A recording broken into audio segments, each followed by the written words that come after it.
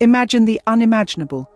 The world's youngest serial killers, children barely out of their toddler years, committing heinous crimes that defy comprehension.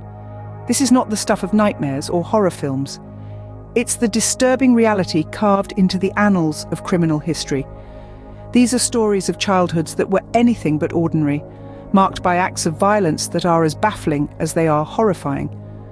When we think of children, images of innocence, playfulness, and curiosity naturally come to mind.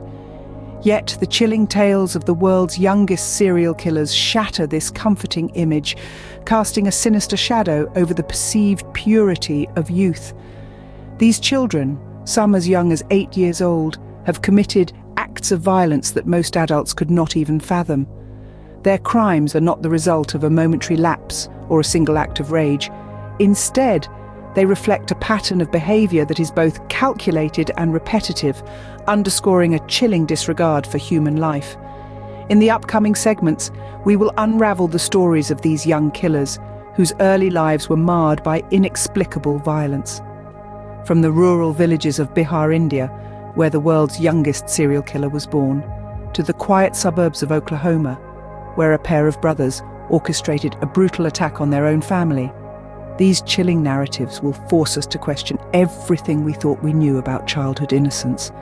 As we delve deeper into these unsettling narratives, we will confront a truth that is as uncomfortable as it is undeniable: that evil is not bound by age. The disturbing reality of child serial killers forces us to acknowledge the dark potential that can reside within the most unsuspecting of us, challenging our most fundamental beliefs about innocence and evil. As we delve into the stories of these young killers, prepare to question everything you thought you understood about childhood innocence. In the quiet village of Musaha, Bihar, India, a chilling tale unfolds. The protagonist of our story is Amarjit Sada, the world's youngest known serial killer. Born into a family struggling to make ends meet, Amarjit was a somewhat solitary child. His preferred pastimes included climbing trees and exploring the local area, seemingly harmless activities that belied the dark path he was to tread.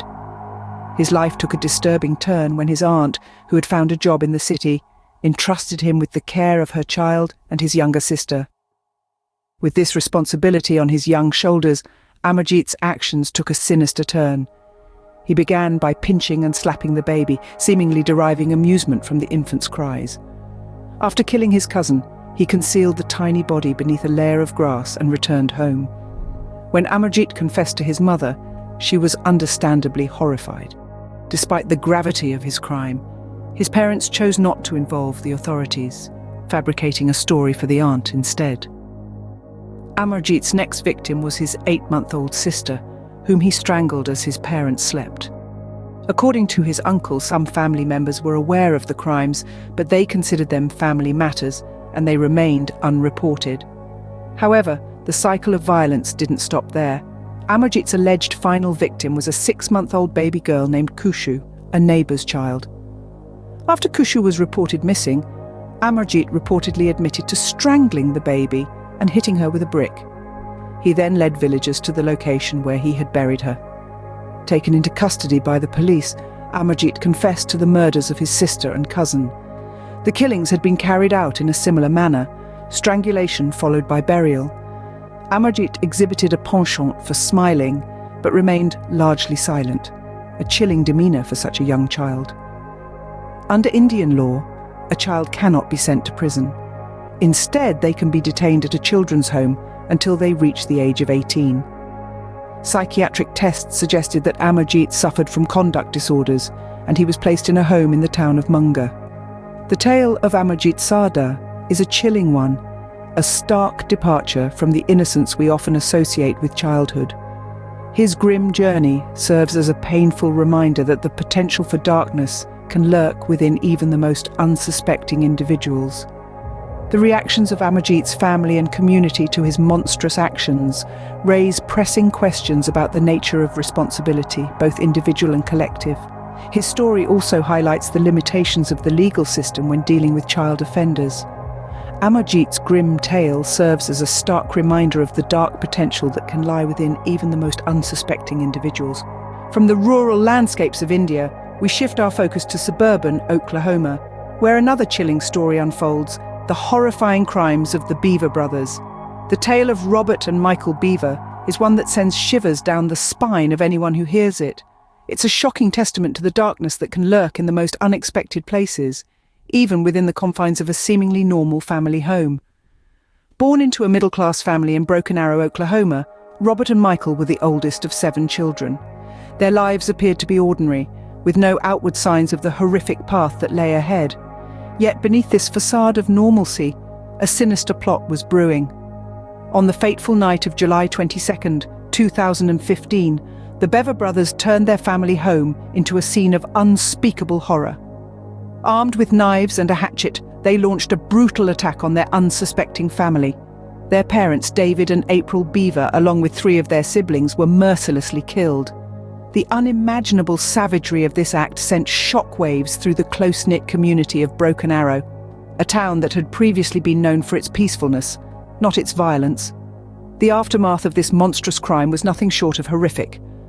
The only survivors were a 2-year-old sister, found unharmed in her crib, and a 13-year-old sister, who had managed to dial 911 despite being critically wounded.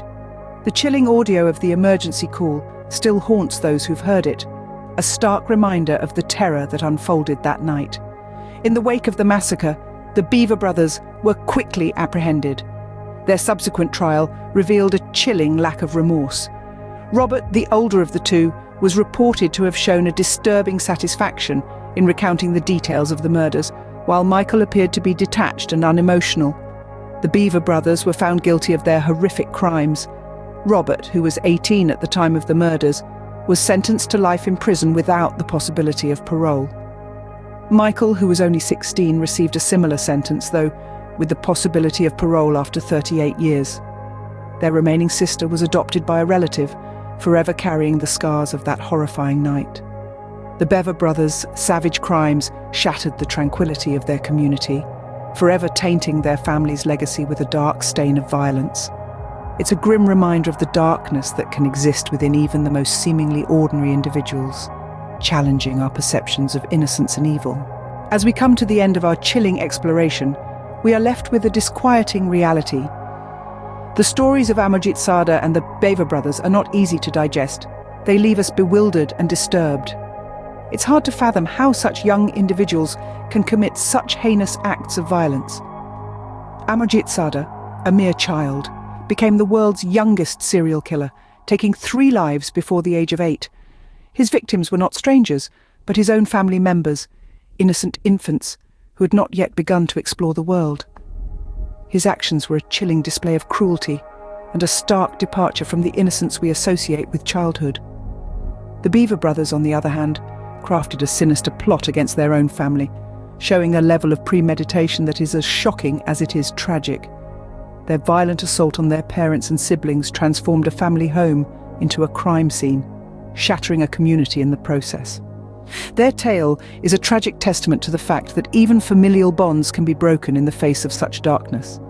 These stories are not just about the crimes committed, but also the communities left in their wake.